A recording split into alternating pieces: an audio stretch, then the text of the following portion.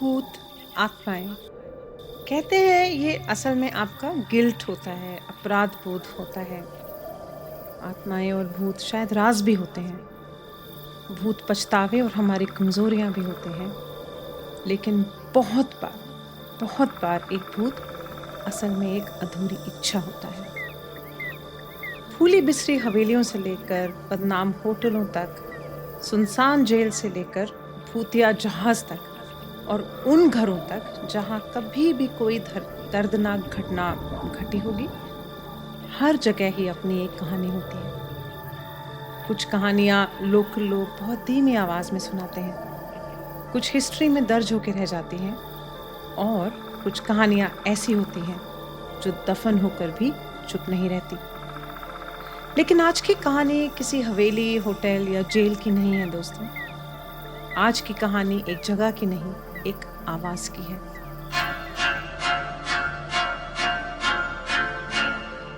वो आवाज़ जो रात के सन्नाटे में आती है, वो आवाज़ जो आपको आपके नाम से बुलाती है, वो आवाज़ जो सुनने में किसी तो अपने से लगती है, लेकिन होती नहीं। भारत के अलग-अलग हिस्सों में ऐसी आवाज़ों को लेकर अलग-अलग कहानियाँ कही जाती हैं। कर्नाटका में लोग इसे नालेबा की कहानी से जोड़ते हैं, यानी कल आना। और बंगाल, बिहार, झारखंड की तरफ एक ऐसी ही डरावनी मान्यता मिलती है, निशीर डाक, रात की पुकार। दोनों कहानियों की जगह अलग है दोस्तों, भाषा अलग है, नाम भी अलग है, लेकिन डर एक ही है। अगर रात में आपको कोई अपने की आवाज में बुलाए, तो आप क्या जवाब दोगे? और अगर दरवाजे के बाहर खड़ा इंसान सच में कोई अपना जानने वाला नहीं हुआ तो? और यहीं से शुरू होती है आज की कहानी। नालेबा और निशीर डाक, भारत की वो डरावनी रातों की आवाजें, वो पुकार जिससे बचने के लिए कई जगहों पर लोगों ने दरवाजों पर लिखना शुरू किया, कल आना। इस कहानी में लोगों की दिलचस्पी तब बढ़ी, इन दोनों कहानियों में, जब थाईलैंड के एक गांव से मिलती-जुलती घटनाओं की खबरें आईं। ये कहा गया कि वहाँ पे बिल्कुल हेल्दी और यंग जो आदमी थे, वो अपने बेड के पास से ही रहस्यमय तरीके से गायब होने लगे। तो पश्चिम बंगाल, बिहार और झारखंड में भी एक ऐसी ही मान्यता मिलती है। वहाँ एक खतरनाक आत्मा के बारे में कहा जाता है, जिसे निशी डाक कहते हैं। 2018 की हिंदी फिल्म स्त्री, जिसमें श्रद्धा कपूर और राजकुमार राव ने काम किया था, कर्नाटका की नालेबा वाली कहानी पर आधारित मानी जाती है। हॉरर और थ्रिलर के जो लेखक हैं के हरि कुमार, इन्होंने भी नालेबा की घटना से प्रेरित होके, इंस्पायर होके अपनी 2019 की एक किताब India's most haunted tales of terrifying places में एक कहानी लिखी थी, और ये किताब हापर कॉलिंस इंडिया ने पब्लिश की थी। इस तरह का विचार 1990 की कन्नड़ा फिल्म आई थी निगूढ़ा रहस्य, इसकी मुख्य कहानी में भी देखा जा सकता है। निशी डाक की कहानी सिर्फ गांव में आग के पास बैठकर सुनाई जाने वाली डरावनी कहानियों तक सीमित नहीं रही दोस्तों। धीरे धीरे ये कहानी लोकल साहित्य, टीवी और फिल्म्स तक भी पहुंच गई। बंगाली लेखक जैसे संजीव चट्टोपाध्याय और सिद्धार्थ घोष ने इस लोक कथा से प्रेरित होकर कहानियां लिखी, जिसमें डर के साथ साथ सोसाइटी के मुद्दों को भी दिखाया गया। टीवी में निशी डाक जैसे धारावाहिकों ने इस कहानी को और ड्रामेटाइज्ड रूप दे दिया। साहित्य और नाटक में भी कभी-कभी निशी डाक का इस्तेमाल व्यंग्यात्मक अंदाज में भी किया गया। यही दिखाता है कि कहानी कितनी आसानी से अलग-अलग रूप में ढल जाती है। कभी यही कहानी डर बन जाती है, कभी सोसाइटी की चिंता का एक सिंबल बन जाती है, कभी भरोसे का, कभी खोने के डर का, या सेफ्टी जैसे जो टॉपिक्स होते हैं उनसे जुड़ जाती है। और फिर धीरे धीरे यही एक कहानी बहुत बड़ी सांस्कृतिक कल्चरल स्टोरी बन जाती है। एक ऐसी कहानी जो सिर्फ डराती नहीं, बल्कि ये भी पूछती है कि हम किस आवाज पर भरोसा करते हैं। निशी के बारे में एक खास बात कही जाती है दोस्तों। वो किसी का भी नाम 2 बार से ज़्यादा नहीं पुकार सकती। और इसीलिए शायद वहाँ के जो गाँव हैं, उनमें एक मान्यता है कि अगर रात में आपको कोई आवाज़ दे, तो तुरंत जवाब नहीं देना चाहिए। पहले इंतज़ार करना चाहिए कि वो आवाज़ आपको तीसरी बार पुकारे। अगर सच में कोई अपना होगा, तो वो बार-बार बुला सकता है। लेकिन अगर वह निशी है, तो कहा जाता है वो सिर्फ 2 बार ही पुकार पाएगी, और वो भी सिर्फ रात के समय। निशी को इसी बात से पहचाना जाता है कि वो रात में किसी इंसान का नाम जानी-पहचानी आवाज़ में पुकारती है। यही कहानी राजस्थान में पाए जाने वाले छलावा से थोड़ी अलग मानी जाती है। छलावा कई रूप भी ले सकता है, कई तरह की आवाज़ें निकाल सकता है, लेकिन उसे पहचानने का एक ही तरीका बताया जाता है कि वो अपनी आंखें एक जगह ठीक से टिका कर नहीं देख पाता। तो कहने का साफ-साफ या छोटा एक समरी ये है दोस्तों कि लोक कथाओं के हिसाब से एक रूल, एक नियम बहुत क्लियर था सबको गाँव में, और वो ये कि रात में अगर कोई तुम्हें नाम लेकर बुलाए या तुम्हारा दरवाज़ा खटखटाए और आवाज़ दे, तो तुरंत जवाब मत देना। तीसरी पुकार का, तीसरी बार खटखटाने का इंतज़ार करना, क्योंकि अगर आवाज़ 2 बार के बाद चुप हो जाए, तो शायद वो कोई अपना नहीं था। आइए आपको 2 एक ऐसी कहानियाँ सुनाते हैं इस बारे में, जो लोगों ने अपने ब्लॉग्स में लिखी हैं, अपने संस्मरण लिखे हैं। जब मैं जिन्हें पढ़ रही थी इतनी गर्मी में एक चाय के कप के साथ, तो मुझे भी अचानक से एक सिरहन महसूस हुई दोस्तों। ठंडक महसूस हुई, डर वाली जो ठंडक होती है, जो गूज़ बम्प्स हो जाते हैं, आपके रोंगटे खड़े हो जाते हैं। तो ऐसे ही एक हैं जिन्होंने एक ब्लॉग में लिखा है अपना एक संस्मरण। तो वो कहते हैं, मैं उन्हीं की ज़बान में आपको बताती हूँ। मेरी दादी के साथ भी कुछ ऐसा ही हुआ था। उस समय वे घर पर थीं और उनके चारों बच्चे भी घर में ही थे। मेरे दादाजी शहर से बाहर गए हुए थे और उन्होंने अगले 2-3 दिनों तक उन्हें वापस नहीं आना था। एक रात 12 बजे के बाद मेरी दादी ने बाहर से मेरे दादाजी की आवाज़ सुनी। वो उनका नाम लेकर बुला रहे थे और दरवाज़ा खोलने को कह रहे थे। मेरे पिताजी ने भी वो आवाज़ सुनी थी। बाद में जब मैंने उनसे पूछा, तो उन्होंने भी इस बात की पुष्टि की थी, एग्री किया था। उन्होंने कहा कि मेरी बुआ दरवाज़ा खोलने ही जा रही थी, लेकिन मेरी दादी ने उन्हें रोक दिया। फिर वही आवाज़ दोबारा आई। इस बार भी उसने दरवाज़ा खोलने को कहा। मेरी बुआ, मेरे चाचा और मेरे पिताजी सब ने दादी से कहा कि दरवाज़ा खोल दीजिए, लेकिन दादी ने साफ मना कर दिया। उन्होंने कहा, रुको, तीसरी बार आवाज़ आने दो। लेकिन तीसरी आवाज़ कभी नहीं आई। ये उस समय की बात है दोस्तों, जब टेलीफोन नहीं हुआ करते थे, इसलिए तुरंत किसी से कांटेक्ट करके सच पता करना पॉसिबल नहीं था। मेरे दादाजी 2 दिन बाद घर लौटे और उन्होंने साफ साफ बताया कि वो उस रात घर नहीं आए थे। तो सवाल ये है, उस रात दरवाजे के बाहर से दादाजी की आवाज़ में कौन बुला रहा था? लोकली ये माना जाता है कि निशी उन लोगों की आत्माएं होती हैं जिन्हें उनके मृत्यु के समय रिस्पेक्टफुल या पूरा जो उनका दाह संस्कार है वो शायद ना मिला हो, या उनका पिंडदान ठीक से नहीं हुआ। यानी कि जब आत्मा इस धरती से दूसरे लोक की तरफ जाती है, तो उसके लिए जो ज़रूरी अंतिम कार्य होते हैं वो पूरे नहीं किए गए होते।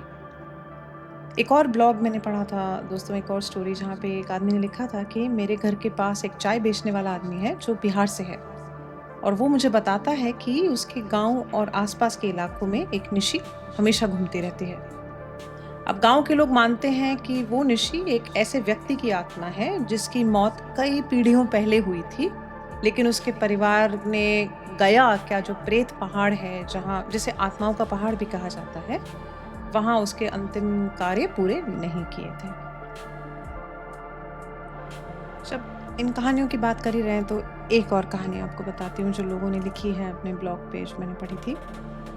तो एक राइटर हैं, एक लिखने वाले हैं, वो कहते हैं कि सुंदरबंस के जो मैनग्रोव हैं, जो फॉरेस्ट हैं, उनकी यात्रा के दौरान हमने रात में अपने लिए कैंप लगाया था।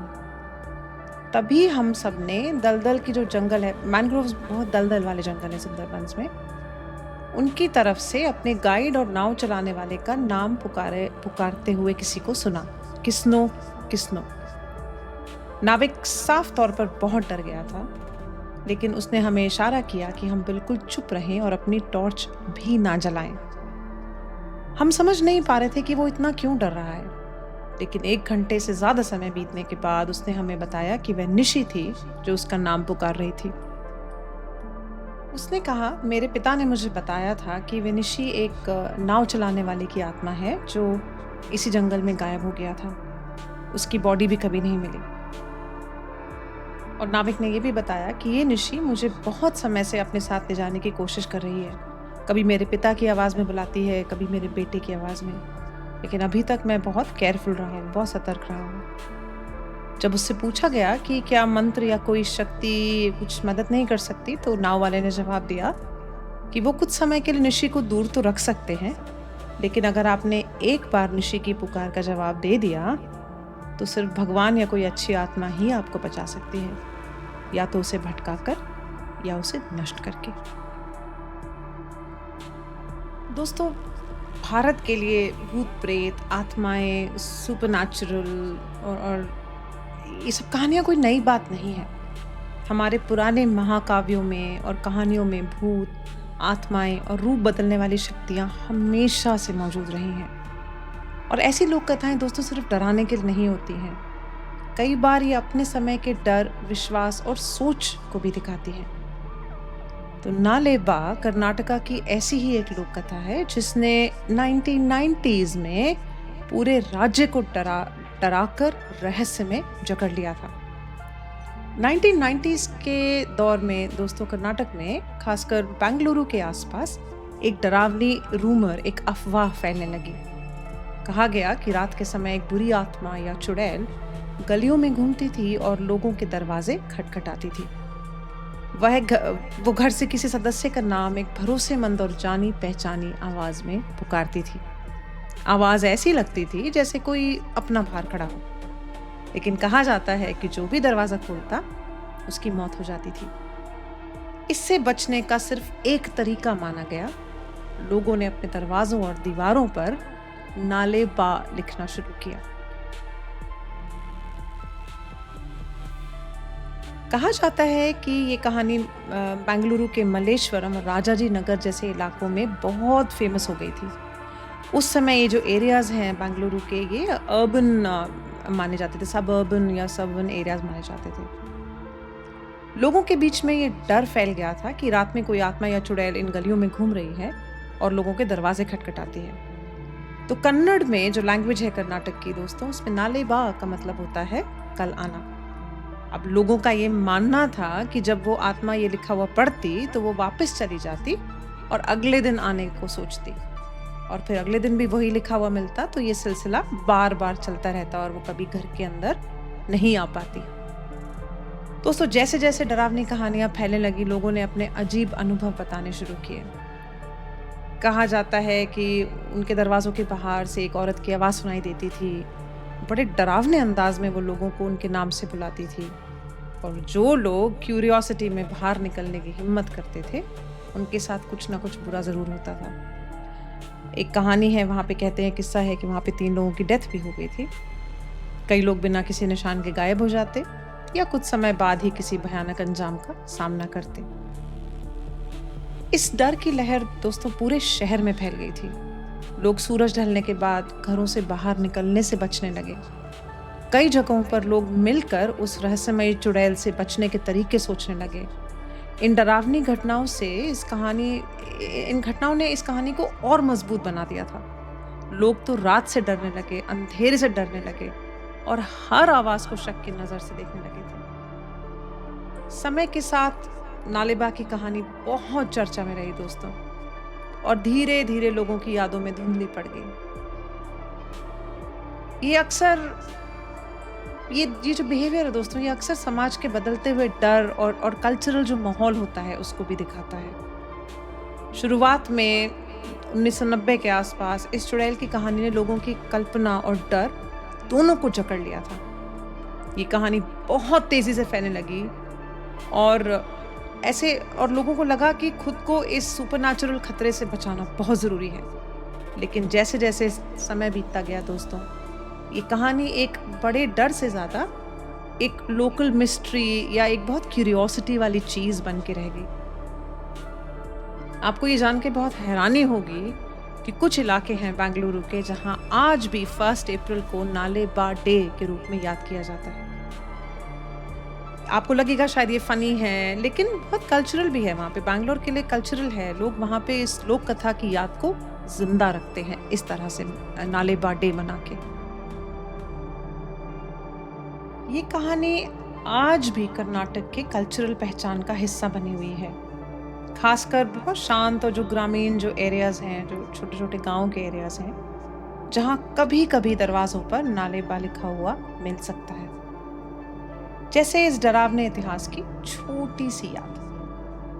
नाले बा की कुछ कहानियों में ये कहा जाता है कि वो आत्मा एक दुल्हन का भूत है जो गांव के पुरुषों को, आदमियों में अपना पति ढूंढ रही होती है और उसे, हालांकि ये कहानी शायद अब कभी उतनी बदनाम या डरावनी नहीं होगी जितनी 1990 के टाइम पे थी, लेकिन ऐसी जो ये अर्बन स्टोरीज होती हैं, लोक कथाएं होती हैं, समय समय पर फिर सामने आ ही जाती है। अब हमने आपको कहानी के शुरू में बताया था थाईलैंड की एक ऐसी ही कहानी का। तो इंटरेस्टिंग बात ये भी है कि ये कहानी जो नाले बा वाली, जो दुल्हन के भूत वाली कहानी है, ये थाईलैंड की एक विधवा भूत वाली कहानी से बहुत मिलती जुलती सी लगती है। वहां भी कहते हैं एक महिला आत्मा, एक फीमेल स्पिरिट है, गोस्ट है, जो आदमियों का शिकार करती है। इस दुल्हन आत्मा के बारे में कहा जाता है कि वो अक्सर घर के इकलौते बेटे या उस आदमी को निशाना बनाती है जो परिवार में कमाने वाला मुख्य व्यक्ति होता है, जो मुखिया होता है घर का। और इसलिए जब वो किसी ऐसे आदमी को अपने साथ ले जाती है तो नुकसान सिर्फ उस आदमी का नहीं, उसके परिवार का भी होता है, जो बर्बादी और बदकिस्मती में डूब जाता है। इन्हीं छोटी छोटी यादों के जरिए नाले बा की कहानी दोस्तों आज भी जिंदा है। ये हिस्ट्री का या पास्ट का एक ऐसा अनोखा पीस है जो आज भी समय में कहीं ना कहीं बचा हुआ है। भारत कहानियों का देश है दोस्तों। हर राज्य, हर शहर, हर गांव के पास कोई ना कोई लोक कथा है। कोई हिस्ट्री से जुड़ी है तो कुछ पौराणिक मान्यताओं से जुड़ी हुई है, और कुछ ऐसी कहानियां हैं जो पीढ़ी दर पीढ़ी सिर्फ सुनाई जाती रही हैं। नाले बा और निशी डाक भी ऐसी ही कहानियां हैं। इनके बारे में ठोस सबूत मिलना मुश्किल है। कोई ऐसा क्लीन रिकॉर्ड नहीं है, कोई इन्वेस्टिगेटिव प्रूफ नहीं है, कोई ऐसा जवाब नहीं है जो किसी की जिज्ञासा को या सवालों को संतुष्ट कर दे या शांत कर दे। इसीलिए कुछ लोग इन्हें सच मानते हैं, कुछ अंधविश्वास कहते हैं, और कुछ इन्हें सिर्फ डरावनी लोक कथाएं समझते हैं।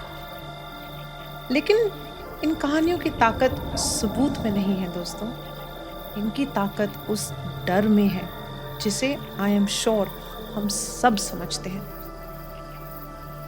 और इसलिए अगर कभी आधी रात में कोई आपका नाम लेकर बुलाए तो शायद एक पल रुक जाइएगा, क्योंकि हर आवाज जो अपनी लगे जरूरी नहीं है कि अपनी ही हो। इसी के साथ आज की कहानी खत्म करते हैं। उम्मीद है आपको पसंद आई होगी। आई वुड रेकमेंड, इंटरनेट पे, गूगल पे, हर जगह बहुत सारे ब्लॉग्स अवेलेबल हैं, बहुत वीडियोस अवेलेबल हैं इन दोनों के बारे में। अगर वाकई में आपको क्यूरियोसिटी हुई है तो और सर्च करके पढ़िएगा, देखिएगा। आई एम श्योर आप एंजॉय करेंगे।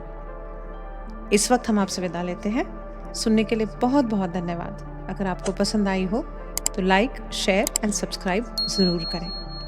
अगले हफ्ते मिलते हैं एक और ही ऐसी इंटरेस्टिंग कहानी लेकर। तब तक के लिए अपना ध्यान रखिएगा। Take care.